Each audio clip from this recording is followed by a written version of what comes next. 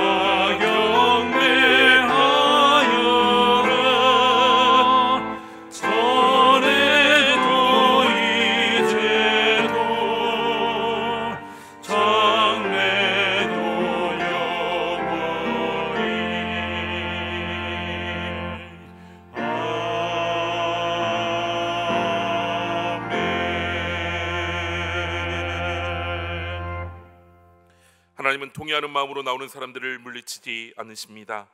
이제 우리 모두 함께 진정으로 우리들이 저지른 죄를 뉘우치고 고백합시다. 한없는 사랑으로 우리의 허물과 죄를 덮어주시는 하나님, 그 사랑과 은총에 부응하지 못하고 저희들은 지난 한 주간도 온갖 죄악에 묻혀 살았습니다. 신앙생활을 시작한 지는 오래되었으나 믿음의 뿌리를 깊이 내리지는 못했습니다. 매주일 하나님의 말씀을 들어 성경의 지식은 높이 쌓여가지만 그것을 생활 속에 실천하며 살지 못했습니다. 교회 안에서도 성령님의 음성에 귀를 기울이기보다는 내 생각과 내 경험을 앞세워 고집을 부릴 때가 많았습니다. 오 사랑의 주님, 날이 갈수록 예수님을 닮기는커녕 오히려 교만하고 완악해져가는 저희들을 용서해 주옵소서. 예수님의 이름으로 이 고백의 기도를 드립니다. 아멘.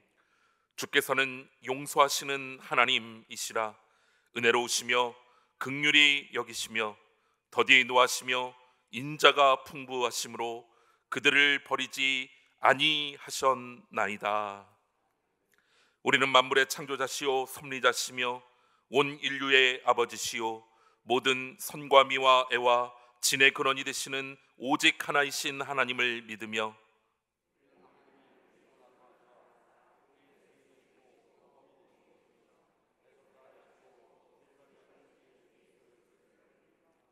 우리는 하나님이 우리와 같이 계시사 우리의 지도와 유한과 힘이 되시는 성령을 믿으며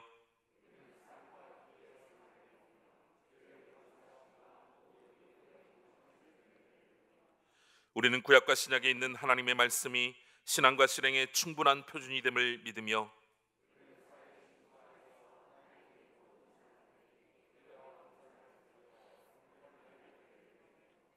우리는 하나님의 뜻이 실현된 인류 사회가 천국임을 믿으며 하나님 아버지 앞에 모든 사람이 형제됨을 믿으며 아멘.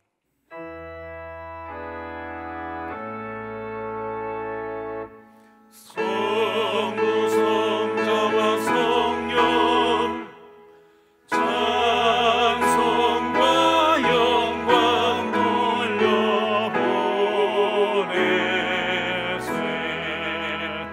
태초로 지금까지 또 영원 무금토록 성삼위께 영광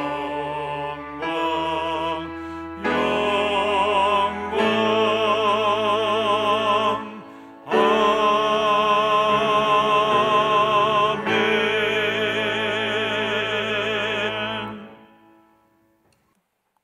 거룩하고 복된 날 은혜로 구원해 주시고 강권으로 깨달아 알게 하신 하나님 찬양합니다. 주님이 허락한 가운데 이곳 예배당에서 또한 가정에서 예배의 귀한 시간을 열어주시니 감사와 영광을 드립니다. 연약하고 지친 영혼들이 말씀을 통해 새롭게 변화되고 마음의 문을 열고 주님의 신령한 음성을 듣고 받아들이는 귀한 예배의 자리가 되도록 이끌어 주시옵소서. 자비로우신 주님, 지난 한 주간 험난한 세상에 살아가면서 지은 죄와 모든 허물들을 많았습니다. 내 생각과 욕심에 이끌려 불평과 원망의 일들로 채웠고 인간의 욕망으로 주신 귀한 모든 것들을 인위적으로 바꾸려고 멋대로 한 결과의 코로나. 어리석은 저희들을 용서하시고 하루빨리 회복하게 하여 주시옵소서. 질병으로부터 회복되는 날 되기를 간절히 기도합니다. 오직 전심으로 주를 찾고 주의 계명에서 떠나지 말게 하시고 주님과 함께 동행하면서 말씀에 의지하고 순종하는 삶을 살아가는, 또한 하나님을 기쁘게 축복된 삶을 살 수 있도록 저희들이 되게 하여 주시옵소서. 구원의 주님, 이 땅에 말씀을 씨앗에 뿌린 수많은 믿음의 선배들, 순교의 피로 세워진 대한민국 잊지 않게 하시고 복음으로 든든히 서게 도와주시옵소서. 나라의 지도자들을 위하여 간절히 기도합니다. 우선 하나님을 믿고 하나님의 자녀가 되기를 원하며 은혜와 능력을 더하셔서 국민의 마음을 하나로 모으는 리더자의 덕목을 세워 주시옵소서. 우리 모두 썩어 없어질 육체를 위하여 살지 않고 하늘나라의 산 소망을 갖고 하나님의 뜻에 합당하게 살아가는 민족이 되게 하옵소서. 한 영혼을 천하보다 귀하다 하시는 주님, 각 가정과 이웃과 사회와 직장, 이 세상이 사랑으로 바뀌어져 가는 놀라운 역사가 이루어지게 하옵소서. 주님이 친히 세우신 우리 논영교회 또한 사랑으로 하나 되고 말씀으로 살아가는 성령이 역사하는 교회가 되게 하옵소서. 사랑의 하나님, 어느덧 11월을 맞이하였습니다. 추수감사의 절기, 한 해 동안 코로나뿐만 아니라 태풍으로 피해를 입은 지역들이 있지만 풍성한 결실의 계절을 허락하사 많은 열매를 거두게 하시고 평안한 마음으로 주님을 섬기게 하심도 감사드립니다. 지금까지 진행한 모든 것이 주님의 크신 은혜였음을 믿고 고백합니다. 앞으로 나아갈 길도 주님께서 지켜주실 것을 확신하오며 저희들 믿음의 발걸음을 쉬지 않게 하시옵고 천국잔치에 참여하는 그날까지 늘 기쁨의 선물로 성령을 내려 주시옵소서. 하나님 아버지, 우리 잠시 맡겨주신 우리 자녀들을 위해 기도합니다. 말씀으로 믿음의 선을 지키도록 양육하겠습니다. 지켜 보호하여 주시옵소서.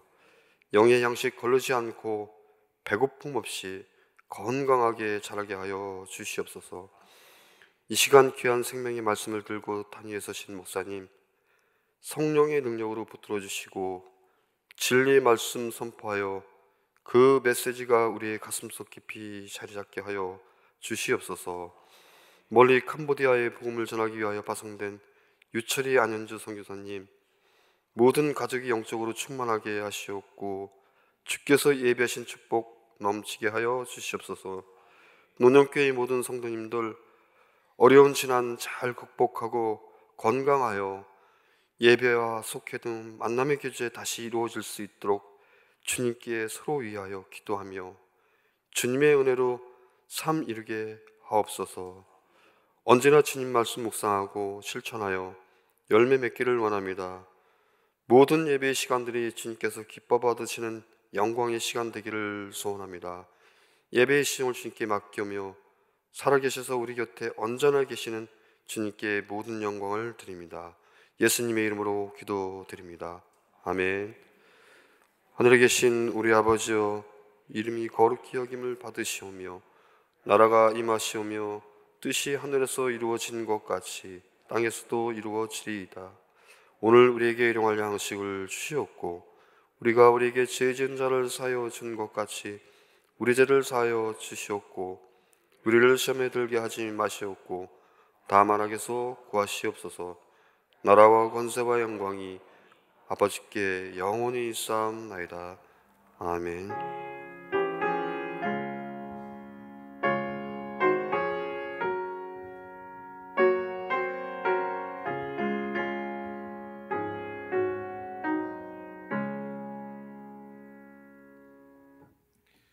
오늘 이 시간 우리 계시는 하나님 말씀은 마태복음 23장 1절에서 12절까지의 말씀입니다. 마태복음 23장 1절에서 12절까지의 말씀입니다. 신약성경 38쪽에 있습니다. 이에 예수께서 무리와 제자들에게 말씀하여 이르시되 서기관들과 바리새인들이 모세의 자리에 앉았으니 그러므로 무엇이든지 그들이 말하는 바는 행하고 지키되 그들이 하는 행위는 본받지 말라. 그들은 말만 하고 행하지 아니하며 또 무거운 짐을 묶어 사람의 어깨에 지우되 자기는 이것을 한 손가락으로도 움직이려 하지 아니하며 그들의 모든 행위를 사람에게 보이고자 하나니 곧 그 경문띠를 넓게 하며 옷수를 길게 하고 잔치의 윗자리와 회당의 높은 자리와 시장에서 문안받는 것과 사람에게 랍비라 칭함을 받는 것을 좋아하느니라. 그러나 너희는 랍비라 칭함을 받지 말라. 너희의 선생은 하나요 너희는 다 형제니라. 땅에 있는 자를 아버지라 하지 말라. 너희의 아버지는 한 분이시니 곧 하늘에 계신 이시니라. 또한 지도자라 칭함을 받지 말라. 너희의 지도자는 한 분이시니 곧 그리스도시니라. 너희 중에 큰 자는 너희를 섬기는 자가 되어야 하리라. 누구든지 자기를 높이는 자는 낮아지고 누구든지 자기를 낮추는 자는 높아지리라. 아멘.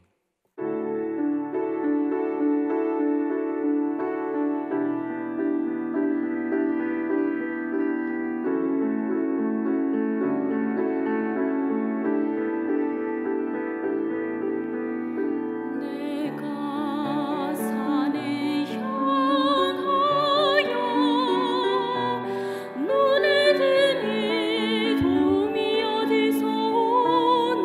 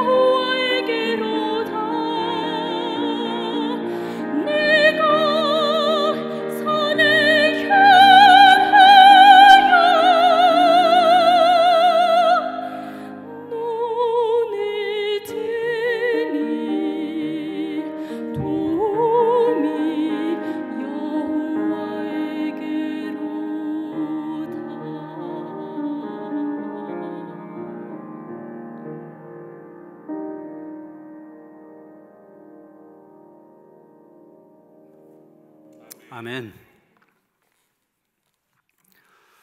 오늘 8개월 만에 성찬이 있는 예배를 함께 드립니다. 삼하셨던 만큼 남다른 은혜가 함께 하시기를 주님의 이름으로 축원합니다. 우리 감리교회 총회가 엊그제 목요일이죠. 전교회는 10개 교회에서 역사상 처음으로 온라인 총회로 모였습니다. 전에는 한 교회에서 모여서 했는데 코로나19 상황에서 여기 나뉘어서 할 수밖에 없었습니다. 이때 감리교회 최고 지도자인 감독회장과 12개 연회 감독들이 취임하였는데, 이 취임한 감독들이 그 다음 날 첫 번째로 한 일이 뭐냐면은 서울에 있는 양화진 선교사 묘역을 순례하는 일이었습니다. 왜 그랬는지 짐작이 가시죠. 이 은둔의 땅 조선에 들어와 복음의 삶을 살아간 첫 번째 선교사들, 그들을 본받아서 희생과 섬김의 리더십으로 감리교회에서 봉사하겠다, 이런 결심을 다지기 위해서였습니다. 희생과 섬김의 리더십으로 봉사하겠다, 얼마 귀한 각오요, 다짐입니까? 그런데 이 기사를 보고 한 목사님이 댓글을 올렸는데 이렇게 썼더라고요. 퍼포먼스에 그치지 않고, 쉽게 말하면 보여주는 행사에 그치지 않고 진심이 전해지는 감독님들 되시기를, 이렇게 써놨더라고요. 여러분, 왜 그런 말이 들어가 있습니까? 그동안 말로는 섬김을 얘기했었지만 그렇지 못했었다는 얘기죠. 언행일치가 되지 못했었다는 얘기입니다. 그래서 한 말에 대해서 책임을 지는 그런 진실한 지도자가 되어달라 하는 그런 당부가 들어있는 것입니다. 지난 10월 20일 국민일보 보도를 보신 분들, 감리교인으로서는 참 가슴 아픈 그런 기사가 실렸습니다. 우리 감리교 교인이 최근 9년 사이에 28만 명이 감사했다는 겁니다. 이 장로교회 가운데 한국 기독교 장로회라는 교단이 있는데, 이 교단 전체 교인 숫자가 21만 명입니다. 쉽게 말하면 그런 교단 하나가 없어졌다는 얘기예요, 우리 감리교회 안에서. 신문에서는 가장 큰 원인이 뭐냐 얘기할 때 2008년부터 시작된 교단 간의 갈등이다, 이렇게 얘기하고 있습니다. 이런 갈등이라는 게 다른 게 아니거든요. 감독회장, 감독 뽑는 선거가 끝났다면 그걸로 끝난 게 아닙니다. 그거에 대해서 잘못이 있다, 재판을 건 게 100건이 넘었다는 거예요. 그러다 보니까 이 감독회장 임기가 4년인데 지난 10여 년 동안 4년의 임기를 제대로 채운 감독회장이 한 명도 없었습니다. 한 표 찍어달라고 할 때는, 아니 취임할 때까지만 해도 내가 섬김과 희생의 리더가 되겠다 말로 하지만은 그대로 하지 못했다는 얘기입니다. 입으로는 섬김을 말하지만 실제로는 섬김을 받으려고 하였고, 그것도 권력이라고, 권력을 누리려고 하였고, 그 결과가 바로 오늘의 감리교회란 얘기입니다. 여러분, 오늘 우리가 읽은 말씀, 예수님 당시 종교 지도자들인 바리새인과 서기관들을 향하여서 예수님께서 책망하시는 그런 말씀입니다. 3절에 보면 예수님 말씀하십니다. 그러므로 무엇이든지 그들이 말하는 바는 행하고 지키되 그들이 하는 행위는 본받지 말라. 이건 무슨 얘기입니까? 말만 하고 말한 대로 행하지 않았다고 한 것입니다. 바리새인과 서기관들 늘 설교했는데 설교한 대로, 또 늘 가르쳤는데 가르친 대로 자기들은 살지 않았다는 것입니다. 언행이 일치하지 않는 삶, 우리는 이러한 언행 불일치의 사람을 가리켜서 표리부동한 사람 또는 위선자, 이렇게 부르고 있습니다. 여러분, 이것이 예수님 당시 바리새인 서기관들만의 이야기입니까? 오늘날도 많은 성도들이 예수를 믿고 난 후에도 여전히 말과 행동이, 믿음과 행함이 일치하지 못하는 그런 삶을 살아가고 있습니다. 오늘날 기독교가 세상으로부터 표리부동하고 위선이 가득한 3대 집단으로 질탈당하고 그로 인하여 하나님께 영광을 돌리기는커녕 오히려 하나님의 영광을 크게 회사한 이유도 다른 거 아닙니다. 말만 번지르르가 자라지 그에 준하는 삶을 살지 못하고 있다는 것입니다.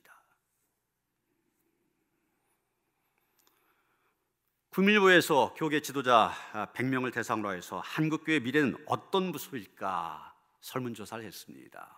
여러 가지 설문 내용이 있었는데 그 중에 하나가 한국교회 성장이 둔화가 되어져 있는데 2010년도까지만 해도 한국교회는 계속 성장했습니다. 100년 만에 기적적인 성장을 이룬 교회였죠. 그런데 감리교회도 좀 전에 말씀드렸던 것처럼 우리 감리교회뿐만 아니라 모든 교회들이 성장하지 못하고 줄어들고 있습니다. 이 설문 내용이 이렇게 한국교회 성장 둔화의 1차적인 원인이 어디 있느냐 이런 질문이었었는데 가장 많은 응답이 성도들의 신앙과 삶의 불일치다 이렇게 대답을 했다는 것입니다. 더나 우리 한국교회가 이 코로나19에 사실 잘 대처하지 못했습니다. 그러다 보니까 더 부정적인 인상들을 많이 씹어줬습니다. 심지어 이런 얘기들도 듣고 있습니다. 너 아직도 교회 다녀? 교회는 너 같은 애가 가면 안 돼. 교회 가면 사람 버려. 여러분, 교회가 왜 이렇게 됐습니까? 옛날에는 믿지 않는 부모님들도 자기는 교회 안 나가지만 자녀들은 교회 보내려고 했어요. 왜? 교회 가서 말씀을 배우면서 믿음 안에서 크면 훌륭한 삶이 될 것을 기대하기 때문에 자기는 안 가도 자녀들을 보냈습니다. 그만큼 교회에 대해서 신뢰했었던 거예요. 그런데 그 신뢰를 다 잃어버린 것입니다. 말과 행동이 일치하지 않는 진실하지 못한 모습, 그것이 세상에 비춰진 모습입니다. 여러분, 우리가 믿는 하나님 진실하신 하나님이십니다. 하나님은 자신이 진실하시기 때문에 그만큼 당신의 백성들도 진실하기를 원하십니다. 사무엘상 12장 24절이면 너희의 마음을 다하여 진실이 섬기라 그렇게 말하고 있습니다. 시편 51편 6절에도 보면 주께서는 중심이 진실함을 원하시오니 하나님께서 우리에게 원하는 것은 진실입니다. 이제 내일부터 2주간 동안 추수감사절을 앞두고 특별 새벽 기도를 시작하려고 합니다. 주로 내용이 여러분 들어오시면서 이 묵상집 다 받으셨을 텐데 성령의 열매입니다. 성령의 9가지 열매와 거기에 감사와 소망 2가지 열매를 덧붙여서 2주 동안 계속 우리가 말씀을 듣게 될 터인데 주제를 그렇게 정한 것은 우리가 이 추수감사절에 여러 가지 곡식의 열매만 하나님께 올려드리는 것이 아니라 성령의 열매를 결실해서 하나님께 올려드리자 이런 생각에서입니다. 하나님 앞에 진실한 모습은 믿음의 열매가 있는 것입니다. 말의 열매가 있는 것입니다. 그래서 언행일치, 신행일치 우리가 이 특별 새벽기를 통하여서 이런 열매를 맺어서 하나님께 영광 돌리기를 원하면서 새벽기도를 시작하게 됩니다. 새벽에 나와서 그 말씀을 들을 뿐만 아니라 같은 말씀을 가지고 이런 묵상집을 통하여서 하루 종일 묵상하면서 좀 더 우리가 이 2주간 동안 말씀 속으로 깊이 기도 속으로 깊이 들어갔으면 좋겠습니다. 그래서 끝난다면 모든 성도들 통하여서 이런 열매가 맺혀지기를 기대하는 것입니다. 이제 5절 말씀 보면 예수님께서는 서기관과 바리새인들을 향하여 또 한 가지 지적한 말씀이 나오는 것을 보게 됩니다. 그대의 모든 행위를 사람에게 보이고자 하나니 곧 그 경문띠를 넓게 하며 옷수를 길게 하고. 여기 경문 또 옷수라고 하는 게 나오는데 경문이라고 하는 것은 신명기 6장 8절에 나온 말씀입니다. 그 말씀에 따라 만든 양피지 조각인데 거기에는 하나님의 율법이 기록이 되어 있습니다. 여러분 보시는 것처럼 손목에 맨 거 있지 않습니까? 저게 양피지인데 거기에 율법이 기록되어 있습니다. 그다음에 옷이라고 하는 것은 민수기 15장에 있는 말씀을 근거하여 만든 것인데 옷단 귀에다가 보시는 것처럼 이렇게 술 붙인 것을 말하는 것입니다. 사실 경문이나 옷술 둘 다 유대인들이 자신들을 이방인과 구별하여 자기 스스로가 방종한 삶을 살지 않도록 하기 위한 표식으로 저런 것들을 달고 다니고 입고 그런 것입니다. 이 자가용 갖고 계신 분들 가운데 이 물고기 모양을 뒤에 붙이신 분들 있지 않습니까? 내가 기독교인이라는 표시죠. 그 표시가 있으면은 내가 운전할 때 좀 조심하게 됩니다. 끼어들기도 좀 덜 하게 되고 불법 운전도 안 하게 되고.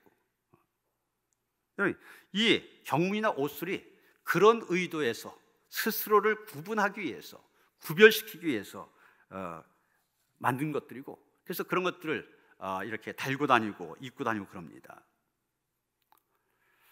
그런데 지금 예수님께서 무엇을 문제 삼고 있는 겁니까? 이 사람들이 경문을 찾는 것, 옷을 달고 다니는 것, 그것에 대해서 잘못이라고 얘기한 겁니까? 그거 아닙니다. 경문을 찬다든지 옷을 단다고 하는 것은 하나님께서 명하신 것입니다. 하나님의 말씀대로 하는 거예요. 그럼 뭐가 문제냐? 경문이나 옷을 의미하는 그 본질 자체를 망각하고 이것을 오히려 자기들을 과시하는 자랑거리로 변질시켰다. 이게 바로 문제인 겁니다. 그래서 말씀을 잊지 않고 내가 하나님의 백성임을 스스로 자각하기 위해서 만들어진 이 경문과 옷술이라고 하는 것이 모든 사람에게 보이기 위한 장식품으로 전락되고 말았다는 것입니다. 보이기 위한 거, 이걸 우리가 외식이라 그렇게 얘기합니다. 본문 바로 다음 13절에 가서 보면은 바리새인과 서기관들 향하여서 외식하는 자, 예수님이 또 책망하신 것을 보게 됩니다. 그런데 이 외식하는 자란 말이 헬라어로 피포 크리노마이란 말인데 못마신 체하다 이런 뜻을 갖고 있습니다. 여기서 나온 단어인데 원래는 가면을 쓰고 자기가 아닌 다른 사람의 모습으로 생각하고 말하고 행동하는 그런 사람, 즉 연극 배우를 가리킬 때 외식하는 자 이런 말을 쓰고 있습니다. 지금은 영화로 찍히고 또 드라마로 찍혀서 방송되고 또 극장에서 상영이 되어지지만 옛날엔 그게 없었잖아요. 그러니까 연극 배우들이 연극장에서 직접 몸으로 보여줍니다. 가면을 쓰고 다른 사람의, 나와는 다른 사람의 행동을 또 다른 사람의 말을 그대로 합니다. 그래서 청중들 즐거움도 주고 감명도 주고 박수갈채도 받습니다. 그러기 위해서는 자기와는 전혀 다른 배우의 역할을 해야 됩니다. 다른 역할을 해야 되는 연극 배우. 외식한 자는 바로 그것을 얘기하는 겁니다. 안타까운 것은 옛날이나 지금이나 교회 안에 이 외식하는 연극 배우들이 많이 있다고 하는 것입니다. 여러분, 제가 한 사람 소개하는 글을 읽을 텐데 이 사람이 누굴까 한번 머릿속으로 상상해 보시길 바랍니다. 그는 기독교 용어들을 자유롭게 사용했습니다. 그는 전능자의 축복과 기독교인의 신앙 고백이 자신의 새로운 정부의 정신적인 기둥이 될 것이라고 말했습니다. 그는 역사적인 책임감으로 가득 찬 아주 신중한 사람으로 여겨졌습니다. 그는 각종 신문, 특히 기독교계의 신문에 종교적인 글들을 실었습니다. 그는 너덜해진 성경을 보이면서 그곳에서, 이 성경에서 자신의 모든 힘이 나온다 이렇게 말했습니다. 사람들은 그를 하나님이 보내신 분이라고 믿었습니다. 여러분, 누군지 아십니까? 지금까지 들은 얘기만 갖고는 참 믿음이 좋은 사람 같죠. 신앙이 좋은 사람 같죠. 누구냐? 독일 나치스 아돌프 히틀러입니다. 세계 제2차 대전을 일으켜서 많은 사람 죽게 만들고 많은 시설들 파괴되게 만들고 600만 명이나 되는 유대인들을 학살한 정말 시대의 독재자요 살인마. 겉으로 보기엔 얼마나 믿음이 좋은 것 같습니까? 얼마나 신앙적인 사람입니까? 그런데 안에는 신앙의 내용이 전혀 없었습니다. 그렇기 때문에 바깥으로 나오는 것은 살인이요, 학살이요, 외식과 거짓으로 가득 찬 삶이었던 것입니다. 사람들은 그 짓는 뭘 몰랐던 거예요. 겉으로 보이는 모습만 보고서 참 저 사람 훌륭하다 그랬던 겁니다. 여러분, 우리가 사람은 속일 수 있습니다. 그러나 하나님 앞에서는 아무것도 숨길 수가 없습니다. 하나님의 심판대 앞에서는 모든 거짓과 허위는 설 곳이 없게 되고 우리의 참된 모습 그대로 드러나게 되어 있습니다. 그러기에 우리의 가면을 벗어야 됩니다. 외식을 벗어야 됩니다. 그리고 있는 모습 그대로 하나님 앞에 서야 됩니다. 또 한 가지 예수님이 바리새인들과 서기관들을 책망하신 것이 있습니다. 6절 7절입니다. 잔치의 윗자리와 해당의 높은 자리와 시장에서 문안받는 것과 사람에게 랍비라 칭함받는 것을 좋아하느니라. 설명이 필요 없는 얘기죠. 당시 바리새인과 서기관들 이랬다는 얘기입니다. 그런데 이것이 예수님 당시 바리새인 서기관들에게만 해당되는 얘기입니까? 모든 시대, 모든 사람에게 공통적으로 나타나고 있는 모습이기도 합니다. 그런 생각을 해보게 됩니다. 만약 주님께서 우리 한국교회를 보신다면 어떻게 말씀하실까? 지금 바리새인 서기관들에게 하신 똑같은 말씀 하시지 않을까? 이런 대표적인 신뢰가 이 교계 신문에 보면은 대규모의 집회 광고가 나올 때가 있습니다. 3.1절 연합집회, 부활절 연합예배, 8.16 연합집회 이래서 광고가 나오는데 그 광고를 보면 대표자 명단이 나옵니다. 거기 보면 어떤 별사람이 다 나와요. 명예고문, 자문위원, 총재, 명예총재, 대표총재, 사무총장, 대표총무. 너무 대표자들이 많다 보니까 누가 진정 이 집회를 이끌어간 지도자인지 알 수가 없을 정도입니다. 왜 이런 일이 나는 겁니까? 오늘날의 교계 지도자들이 옛날 바리새인들처럼 너도 나도 높은 자리에 연연하고 지도자라 칭함받기를 원하는 데서 생긴 것입니다. 저도 목사 입장에서 참 이런 면에서는 목사들이 먼저 회개해야 된다 고백하지 않을 수가 없습니다. 그런데 여러분, 이렇게 누가 더 높은 자리에 앉을 것이냐 이것을 놓고 다투는 우리에게 예수님 뭐라고 하십니까?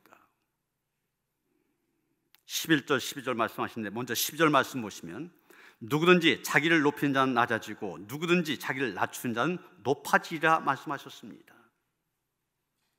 자기를 낮추라 그럼 하나님이 높여주신다는 겁니다. 이 말씀 속에는 사람들이 저마다 자기를 높이려고 안간 힘을 쓰고 있다는 예수님의 지적이 담겨 있습니다. 동시에 결코 높아질 수 없는 어리석은 짓이라고 하는 평가도 담겨 있는 것입니다. 여러분, 하나님께서 세상을 창조하실 때 그때의 상황을 한번 머리에 그려보시길 바랍니다. 하나님은 이 세상을 참 질서 있게 창조하셨습니다. 하나님께서 맨 위에 통치자로 계시고 인간들은 청지기로 있고 그리고 모든 만물들 그 아래에서 돌봄을 받는 하나님, 인간, 만물, 피조물 이런 3층 구조의 질서입니다. 하나님께서 이 질서를 만드시고 이 질서 외에 다른 질서는 인정하지 않으셨습니다. 그런데 문제는 인간들이 같은 인간끼리 서열을 정하고 높고 낮음의 구조를 만들어 왔다는 것입니다. 남자와 여자 사이에 성차별을 만듭니다. 힘없고 힘없는 삶 사이에 계급을 정해놓습니다. 많이 가진 사람과 그렇지 못한 사람들, 많이 배운 사람과 또 그렇지 못한 사람들 그 사이에 높고 낮음을 정하고자 했습니다.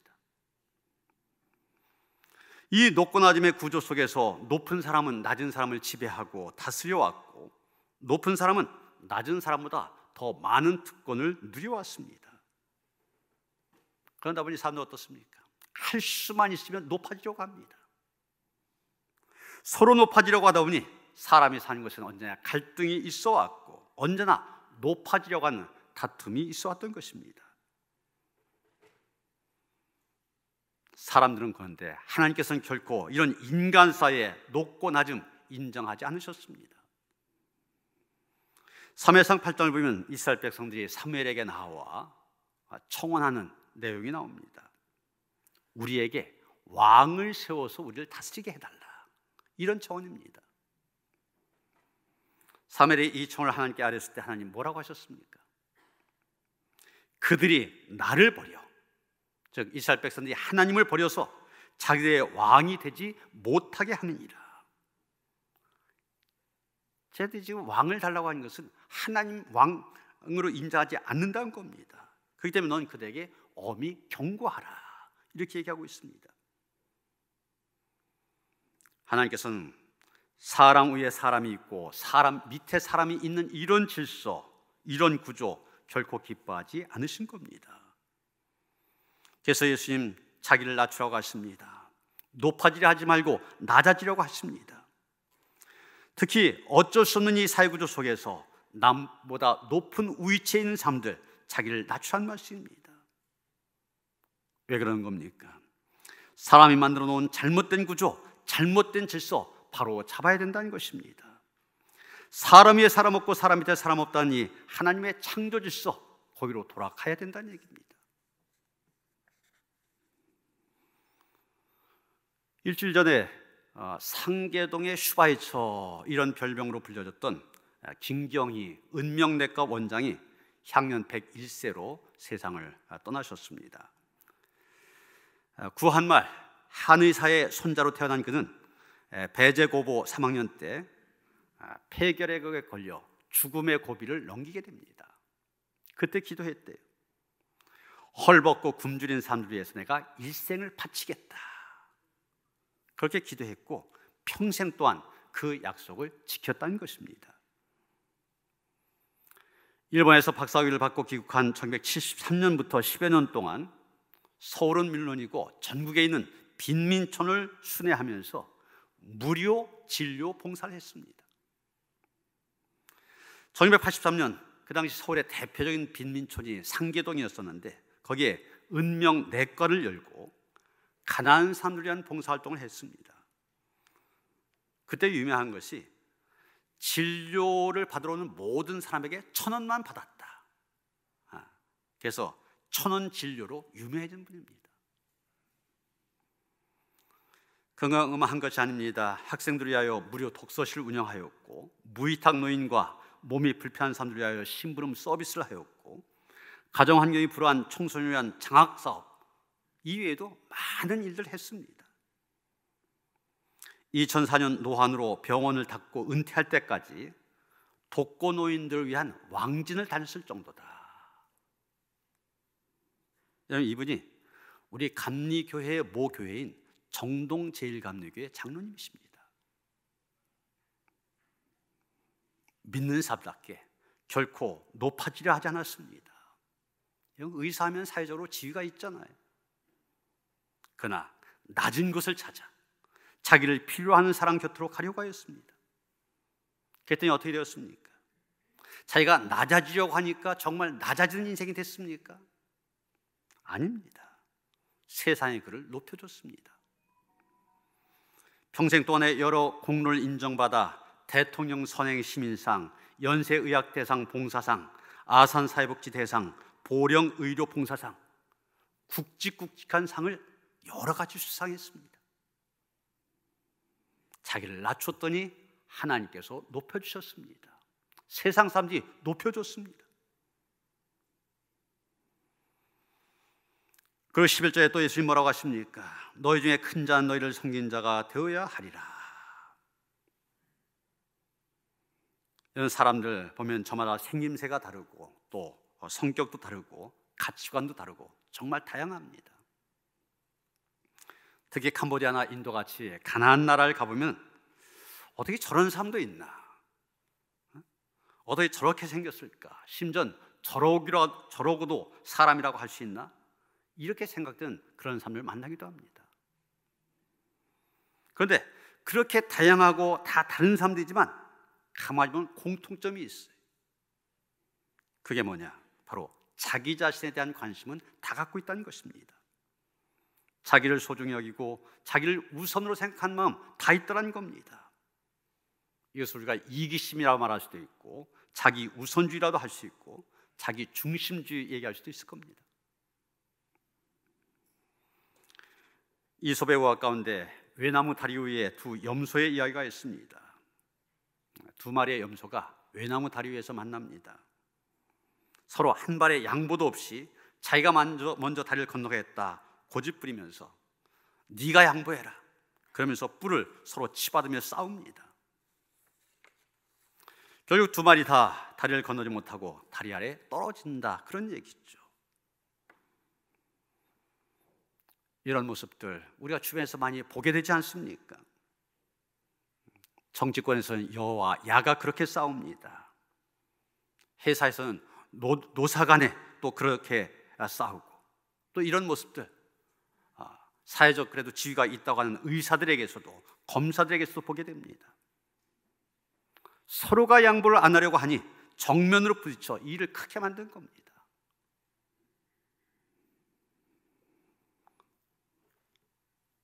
그렇습니다. 보통 사람들 나보다 자기를 먼저 생각하려고 합니다. 언제나 자기를 중심에 놓고 생각하려고 합니다.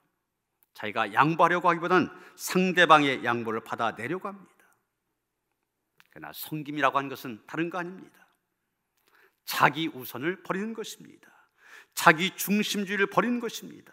그래서 남을 배려하고 남을 생각하고 남을 위해서 무엇인가 행동하는 것, 이것이 바로 섬김인 것입니다. 여러분, 지금 우리나라 코로나19 상황이 일 확진자 100명을 넘어서면서 오르락내리락거립니다. 그런데 미국이나 유럽에 비해서는 상당히 그래도 괜찮은 편입니다. 미국은 전체 확진자가 900만을 넘어섰고, 인도가 800만, 브라질 500만, 유럽의 프랑스, 스페인 같은 경우는 100만 명을 넘어섰습니다. 그런 나라에 비해서 우리나라는 상당히 성공적으로 방역하고 있다, 이렇게 평가를 하고 있습니다. 우리나라 K방역이라고 하는데, 이 K방역이 성공한 요인이 무엇이냐? 어떤 사람은 그렇게 얘기하더라고요. 물론 정부가 정책적으로 빨리 확진자를 추적하고 검사하고 격리시키고, 이래서 정부 역할도 크지만 그것보다 더 중요한 것은 국민들이다. 국민들의 철저한 방역의식과 이웃에 대한 배려, 이게 없었다면 우리도 미국이나 유럽 똑같이 되었을 거라는 얘기입니다. 코로나19의 극복도 남을 배려하고 남을 생각하고 남을 위해서 무엇인가 행동하는 섬김을 통해서 가능하다는 얘기입니다. 섬김이란 상대방의 입장에서 이해하고 행동하는 것을 말합니다. 자기밖에 모르는 사람들, 자기만을 위해 사는 사람들, 자기 위주로 생각하는 사람들, 진정한 크리스찬이라 말할 수 없습니다. 섬김을 알고 섬김을 실천할 때 진정한 그리스도인이 되는 것입니다. 예수님 말씀하셨잖아요. 인자가 온 것은 섬김을 받으려 함이 아니라 도리어 섬기려 하고 자기 목숨을 많은 사람의 대속물로 주려 함이니라. 오늘 우리가 성찬식을 갖게 되는데, 이 성찬식 예수님의 섬김의 최고봉 아닙니까? 우리를 위하여서 자기의 몸을 주셨습니다. 자기의 피를 흘리셨습니다. 성찬식을 통해서 다시 한번 깨닫고, 깨닫는데 그친 것이 아니라 우리도 주님처럼 섬김의 자리로 나아가야 됩니다. 주님께서는 이런 크리스찬들 기뻐하십니다. 기도하시겠습니다. 하나님, 책망맞는 믿음의 삶도 되지 않게 하여 주시옵소서. 우리 안에 있는 위선 또 교만, 잘못된 것들 볼 수 있는 눈이 열려지게 하시고 벗어버리게 하여 주시옵소서. 예수님처럼 낮아져서 섬김의 모습으로 살아갈 수 있도록 우리를 붙들어 주시며 우리에게 힘을 주시옵소서. 예수 그리스도 이름 받들어 기도하였사옵나이다. 아멘.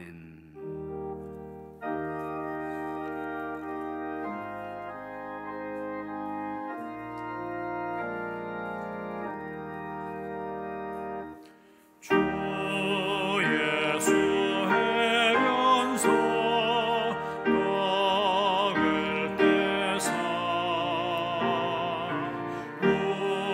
우리를 먹이어 주심같이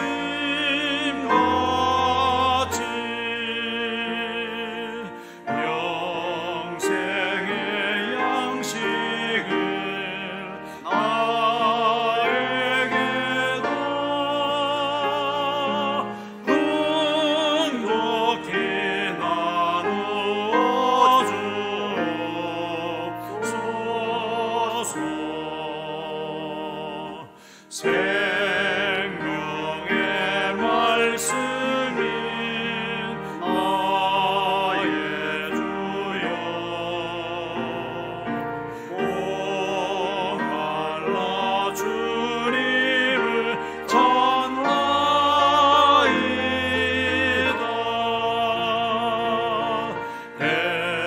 해변서 무리를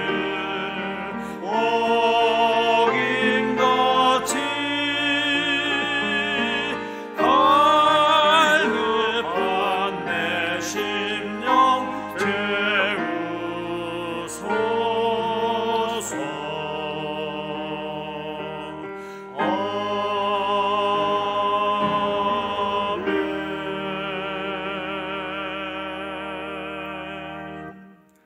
하나님의 말씀을 듣고 자신의 죄를 뉘우치며 눈물로 씨를 뿌리고 기쁨으로 단을 거두는 삶을 살면서 저에게 풍요로운 열매를 거두게 하신 하나님께 감사한 분들을 이 거룩한 식탁에 초대합니다.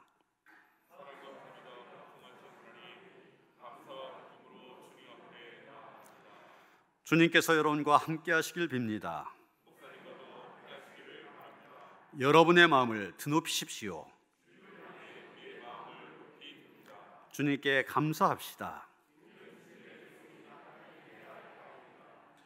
전능하사 천지만물을 다스리시는 창조주 하나님, 온누리의 풍성한 결실과 자연의 아름다움을 볼 때에 언제 어디서나 주님께 감사함이 지극히 당연하고도 기쁜 일입니다.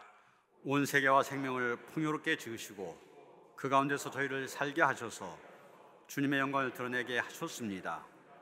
때로는 저희가 주님에게서 멀리 떠나고 말씀의 법도를 벗어나 설 때에도 주님은 저희에게 풍성한 복을 내려주사 씨 뿌린 곳에 열매가 있게 하시며 심은 대로 거둔 은총을 베풀어 주셨습니다. 그러기에 이 땅에 온 백성과 하늘의 거룩한 성도 또한 천군 천사들과 함께 주님의 이름을 소리 높여 찬양합니다. 아멘. 주님께서 몸소몸을 내어주시던 밤 떡을 손에 드시고 감사기도 하신 다음 떼어서 제자들에게 주시며 말씀하셨습니다. 받아 먹으라. 이는 너희를 위하여 내어주는 나의 몸이니 먹을 때마다 나를 기억하여라. 식후에 주님께서는 잔을 드시고 감사기도 하신 후에 제자들에게 돌리시며 말씀하셨습니다. 이 잔을 마시라. 이는 죄사함을 얻게 하려고 많은 사람을 위하여 흘린 새 언약의 피니 이를 행할 때마다 나를 기념하여라.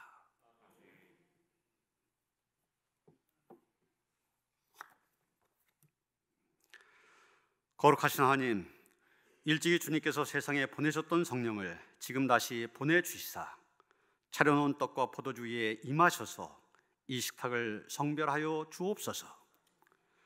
또한 성령께서 여기 모인 저희 위에 함께 하사 이 떡과 포도주로 영원한 생명의 양식이 되게 하시며 이를 먹고 마심으로 그리스도의 새로운 몸을 입어 세상을 변화시키는 능력을 받게 하옵소서. 아멘. 이 떡이 하나이듯이 여기 모인 우리도 하나입니다. 하나의 떡을 함께 나누기 때문입니다. 이로써 우리는 모두 그리스도의 한 몸에 참여합니다.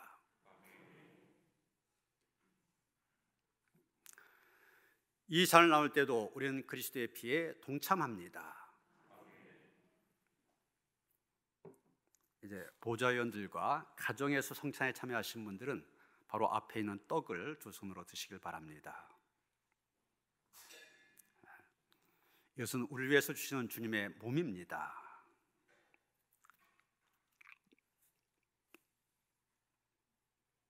이제 앞에 있는 잔을 드시겠습니다. 당신이 주시는 주님의 피입니다.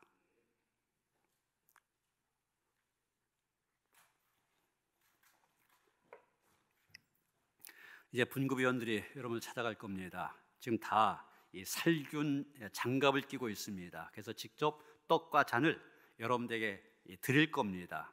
전에 하셨던 것처럼 이렇게 두 손 십자가로 하시고 받으셔서 드시도록 그렇게 하시겠습니다. 잔은 드신 다음에 그 자리에 놓으시면은 나중에 다시 수거하도록 그렇게 하겠습니다.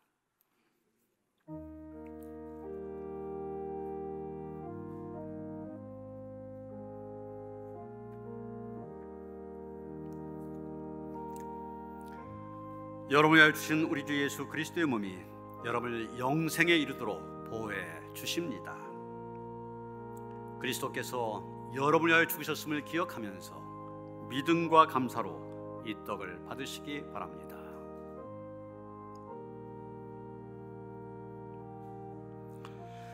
여러분을 위하여 흘리신 우리 주 예수 그리스도의 피가 여러분을 영생에 이르도록 보호해 주십니다. 그리스도께서 여러분을 위하여 흘린 피를 기억하면서 믿음과 감사로 이 잔을 받으시기 바랍니다.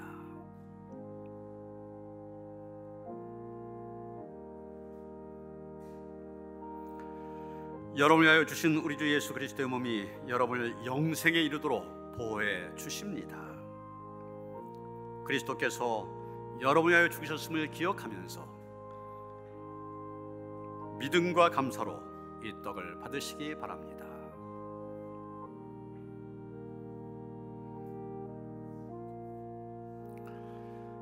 여러분을 위하여 흘리신 우리 주 예수 그리스도의 피가 여러분을 영생에 이르도록 보호해 주십니다. 그리스도께서 여러분을 위하여 흘리신 피를 기억하면서 믿음과 감사로 이 잔을 받으시기 바랍니다.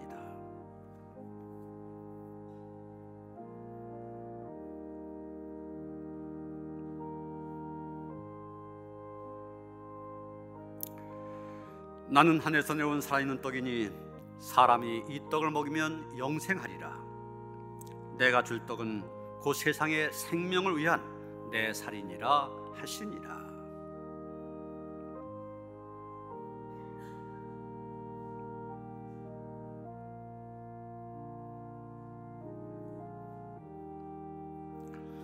우리가 축복한 바 축복의 잔은 그리스도의 피에 참여함이 아니며 우리가 떼은 떡은 그리스도의 몸에 참여함이 아니냐. 떡이 하나요 많은 우리가 한 몸이니 이는 우리가 다 한 떡에 참여함이라.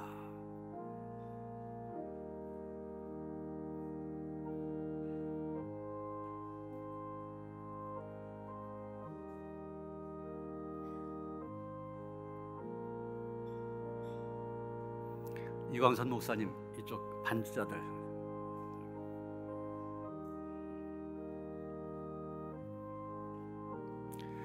친히 나무에 달려 그 몸으로 우리 죄를 담당하셨으니 이는 우리로 죄에 대하여 죽고 의에 대하여 살게 하려 하심이라. 그가 채찍에 맞음으로 너희는 나음을 얻었나니라.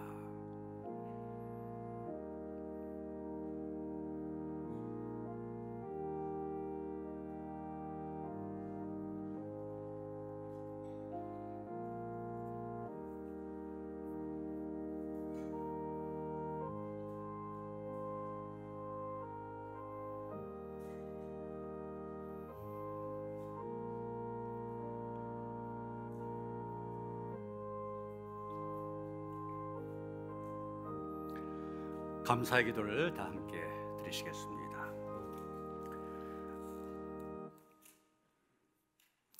심은 대로 거두게 하시는 하나님, 주님의 섭리와 도우심 속에서 아름다운 믿음의 열매를 맺게 하심을 감사합니다. 이 복된 추수의 계절에 성령의 거룩하신 능력을 힘입어 우리의 이웃과 후손에게 믿음과 사랑을 심음으로 이 땅 위에 하나님의 나라가 속히 임하게 하여 주옵소서. 예수 그리스도의 이름으로 기도합니다. 아멘. 함께 찬송가 377장, 구찬송가 451장입니다. 함께 찬송하시면서 하나님 앞에 봉헌하도록 하겠습니다.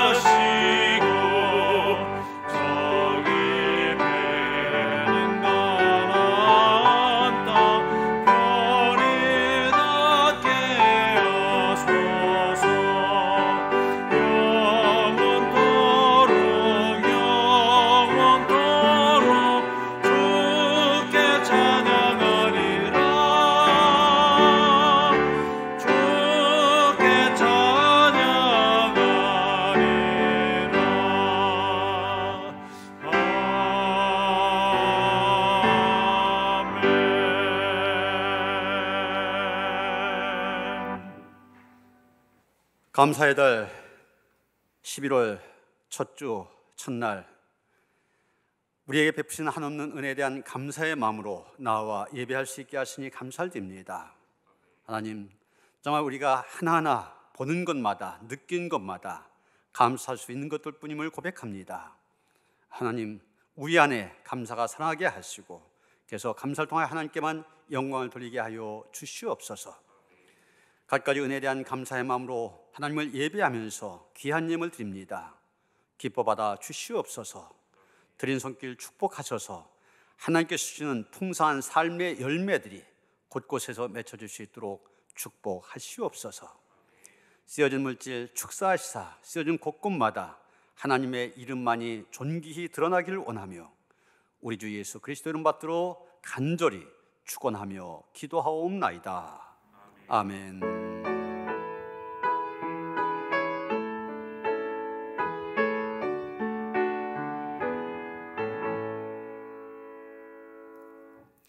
평안의 살 나누시겠습니다. 주님의 주신 평화가 함께 하시 바랍니다. 인사하시겠습니다. 새 가족 소개합니다. 정정자 권사님이 박영자 집사님 인도하셨습니다. 자리에서 일어서실까요? 박영자 집사님. 예. 유군자 집사님이 김지성 청년 인도했습니다. 최차복 권사님이 김정란 집사님 인도하셨습니다. 전익수 장로님이 노정희 집사님 인도하셨습니다. 예, 우리 환영한 노래 함께 부릅니다. 주의 사랑으로 환영합니다. 주의 사랑으로 환영합니다. 형제자매 안에서 주의 영광을 보내 주의 사랑으로 환영합니다. 네, 환영합니다. 환영합니다. 네, 새 가족실로 안내해 주시길 바랍니다. 신랑 신부 앞으로 나올까요? 우리 김성현 집사님, 윤혜연 집사님 아들 우리 김현기의 신랑 부모님 어디 계세요? 같이 나오시죠. 모를 텐데. 네. 아빠나 못 오셨어요? 네, 우리 윤혜연 집사님 신부 이선영 신부 어제 결혼을 통하여서 한 가정을 이뤘습니다. 우리 꽃다발 전할 때 크게 축하의 박수 해주겠습니다. 네, 축하드립니다. 네, 축하드립니다. 네, 들어가주세요.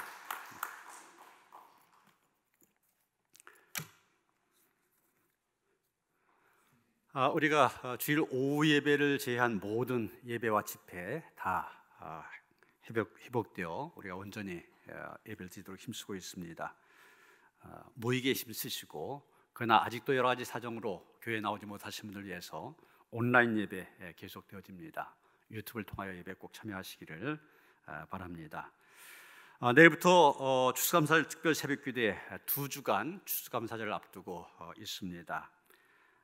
새벽에 나와서 말씀 듣고 기도할 뿐만 아니라 또 그 말씀을 가지고 하루 종일 묵상하자. 그래서 우리가 조금 이 특별 새벽기도회 때는 말씀 속으로 기도 속으로 좀 깊이 들어갔으면 좋겠다. 그래서 묵상지까지 발간했습니다. 여러분 오신 분은 다 받으셨을 텐데 가정에서 예배 드신 분들 전사님한테 카톡이나 문자 보내시면은 오후에 드라이브 스루로 다 배달하겠습니다. 그래서 온 교인들이 함께 참여했으면 좋겠다. 새벽 기도도 참여하고 함께 묵상하는 가운데 은혜를 나눈 일에도 동참했으면 좋겠다. 그래서 그렇게 할 테니까 그런 면으로 묵상집을 잘 활용해 주시기를 부탁을 드립니다. 이 2주간 짧은 기간이지만 개근하시면 특별히 상을 준비했습니다. 기도가 끝난 다음에는 여러분 보신 것처럼 이제 우리 교인들이 우리의 신앙의 성장을 위해서 좀 성경을 필사하는 그런 시간을 가졌으면 좋겠다. 그래서 보시는 이 필사할 수 있는 노트를 상품으로 준비했습니다. 그래서 꼭 개근하시도록 하시고요. 기왕이면은 가정에서 예배 드신 분들은 어떻게 출석을 체크하냐? 그 댓글에 자기 이름을 올리시면은 출석한 걸로 그렇게 체크를 해서 개근상 시상하도록 그렇게 하겠습니다. 교회에 나와서나 가능하면 교회 나오시지만은 정 안 내신 분들 가정에서도 이 새벽기도에 힘써 참여하시기를 부탁을 드립니다. 이제 내년을 준비할 때가 왔습니다. 속회 현황 보고서, 지역장 보고서 내주시고요. 요람에 들어갈 사진도 내주시기를 바랍니다. 장재석 이은숙 권사님 장남 장성진군 결혼식이 토요일 날 12시 수원에 있는 라마다 플라자 호텔에서 있습니다. 교회에서 10시 40분에 출발합니다. 박종관 이선욱 권사님의 장녀 박민지 양의 결혼식이 또 같은 날 오후 3시 20분 서울 여의도에 있는 더 파티움 그랜드 컨벤션 홀에서 있습니다. 교회에서 1시 50분에 출발합니다. 권사님 가정들의 경사 많이 가셔서 축하해 주시길 바랍니다. 장효진 이효동 성도님 딸을 보셨습니다. 축하를 드립니다. 이정자 집사님 하나님의 부르심을 받으셨습니다. 주님의 위로가 함께 하시기 바랍니다. 다 일어나셔서 344장 찬송하시겠습니다.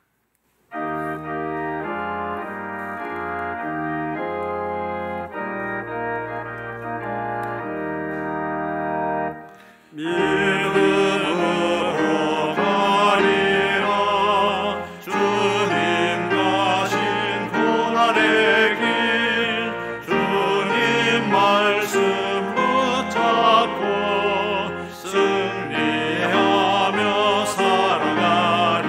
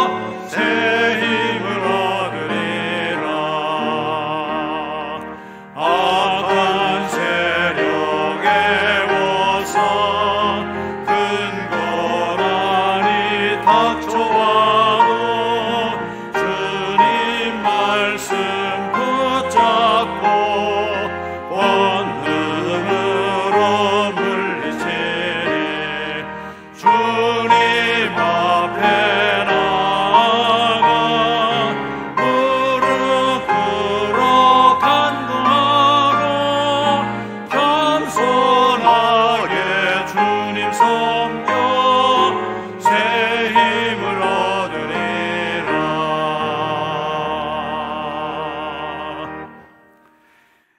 이제는 우리 주 예수 그리스도의 은혜와 하나님 아버지의 그 극진하신 사랑과 성령의 감화감동 역사하심이 하나님 앞에서 부끄러움이 없는 진실함으로 살아가기를 원하며 다짐하는 모든 성도들 가운데 이제로부터 영원토록 함께 하시옵기를 간절히 축원하옵나이다. 아멘.